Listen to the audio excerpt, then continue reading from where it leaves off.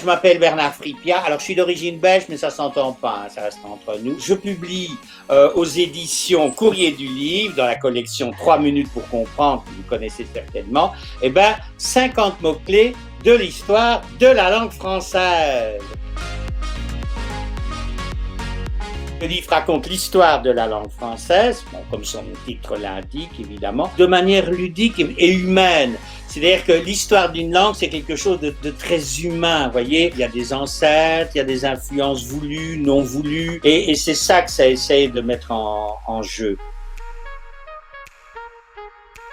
Le livre est construit en 50 moments clés, puisque c'est la collection, qui reprend les étapes chronologiques. Alors ça part de l'indo-européen, que notre ancêtre commun, on passe par les Gaulois, quoi. On joue un petit rôle quand même, les Romains, mais le latin, notamment le latin populaire, et puis alors on arrive au Moyen-Âge avec l'ancien français, le moyen français, les rôles des imprimeurs, et la situation actuelle avec la féminisation des fonctions. En fait, ça part des Indo-Européens jusqu'à la féminisation actuelle. Et alors, il y a toutes les étapes de la langue française.